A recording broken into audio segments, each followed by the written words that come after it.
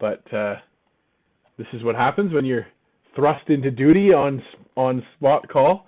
Myself, the Danalytic here, or Nation Dan, however you want to know me, and Josh, how you doing?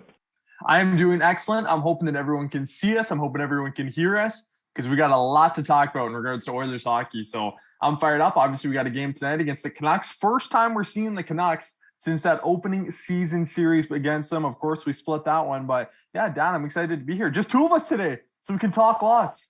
It's just the power duo of Dan and Josh. You're right. That's right. You're right, though. We'd be remiss to miss talking out on that Battle of Alberta, though. That was a heck of a game, couple games for us. What was your biggest takeaway from this weekend, Josh? The two wins over the Flames. I think the biggest takeaway was just the different ways that these two teams, or this team, the Oilers, can win. You know, it was a very different game that we saw Friday, and then a very obviously better game for us in regards to fan wise on Saturday. You know, we saw two great starts by the goaltenders, and then especially on Saturday, just a testament to really how dynamic Connor McDavid is. He can just take over a game. He kind of decided, you just get the vibe sometimes that he'll just decide on a night-to-night basis, just be like, yeah, I think tonight's a good night for me to score 3 goals. So why not? And then it was just good to see offense come from all across the board. I know there was some conversation going on online about maybe the lack of Oilers depth on Friday. There was a little bit of a conversation there on the broadcast. So it was good to see the Oilers kind of, I don't know if that was bulletin board material for them. I'm sure they had no idea about it, but it was refreshing to go into that weekend and know that really, depending on the way you look at it, that was an 8-point swing. 8-point swing. Because if you lose one of those games, those are 2 points away from you and 2 points to an opponent that you're going to be battling for a playoff spot with. So really refreshing to see. And the Oilers are headed in a great direction here. I believe we're 9-2 in our last 11 games. So it's just looking really good right now for the Oilers.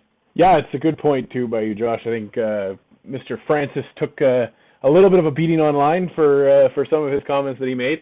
But I love that kind of stuff. I think it makes the Battle of Alberta fun. It spices up things, makes it more exciting. But yeah, 100%. It was an amazing weekend for Connor McDavid. Watches Austin Matthews, light up Toronto media and get everybody excited. Unfortunately, some of those people, I think, went to bed before Connor was able to do his 5-point night. But yeah, it's just one of those nights and one of those weekends where you're excited to be an Oilers fan, and it's a good time to you can come online. You don't have to worry about any hate. It's nice and smooth, nice and easy. But I thought it was so comical to see how Austin Matthews. We're going to talk about him a little bit later on as well. That McDavid versus Matthews conversation that's going on right now, and maybe a little bit different than a lot of people in Edmonton here. I'm a big Austin Matthews fan. I think he's a really dynamic player. I think he's probably arguably the best goal scorer in the league right now. But I really think that Connor McDavid just is above. He's above everyone else. He's in his own tier right now. Yeah, Matthews is having a great season so far, but I think that we need to maybe dampen the MVP talks right now at this point because Connor McDavid really is showing on a night in, night out basis that he's above everyone else. Well, that's a good point. You said we'll get to it here in a minute.